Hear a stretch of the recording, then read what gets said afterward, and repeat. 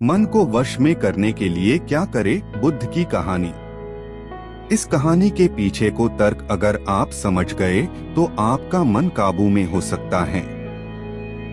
पहली बार जब इस कहानी को मैंने पढ़ा तो मुझे इसका तर्क समझ नहीं आया, लेकिन इसका भाव प्रेरणादायी है।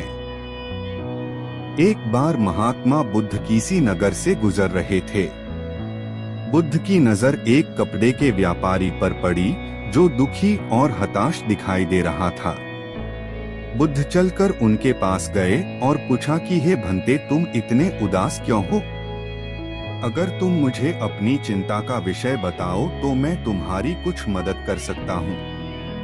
कपड़े के व्यापारी ने बुद्ध को प्रणाम किया और उनको अंदर बुलाया।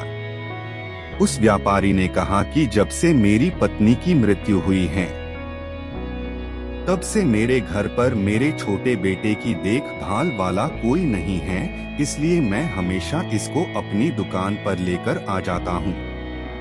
लेकिन मेरी दुकान पर आने वाले हर ग्राहक की पगड़ी को उछालकर फेंक देता है, कभी कभी उनका झोला उठाकर बाहर फेंक देता है।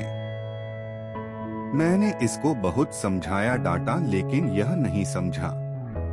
इसकी इस हरकतों की वजह से मेरे सारे ग्राहक खुद को अपमानित मानकर वापस चले जाते हैं। बुद्ध बोले, मैं तुम्हारी सहायता कर सकता हूँ, पर तुम मुझे वचन दो कि मैं जो भी करूँगा तुम उसमें दखलंदाजी नहीं करोगे, ना ही कोई प्रश्न करोगे। व्यापारी बुद्ध को वचन दे देता है।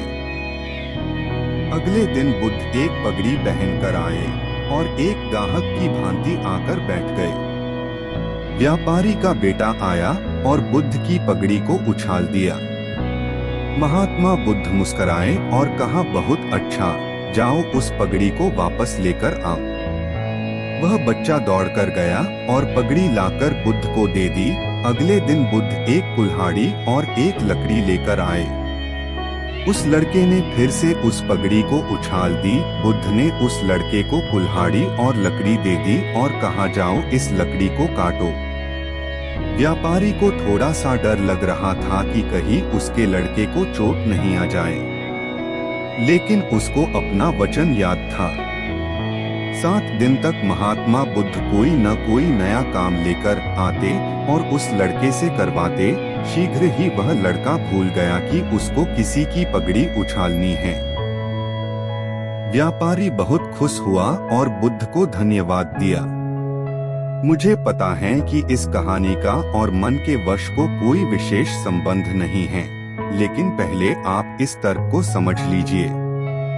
अगर हम अपने मन को अपने हिसाब से काम नहीं करवाएंगे तो मन अपने हिसाब से काम करेगा। मन वश में हो सकता है यदि मन को हम अपने अनुसार चलाएं। मन 2 तरीकों से, एक, मन अपने हिसाब से काम कर सकता है, या 2, मन को हम अपने हिसाब से काम करवा सकते हैं। बुद्ध से मिलने से पहले उस लड़के का मन और दिमाग अपने हिसाब अनियंत्रित रूप से काम कर रहा था, लेकिन बुद्ध ने उस लड़के को अपने अनुसार काम करवाए, जिससे उसकी आदत ही बदल गई।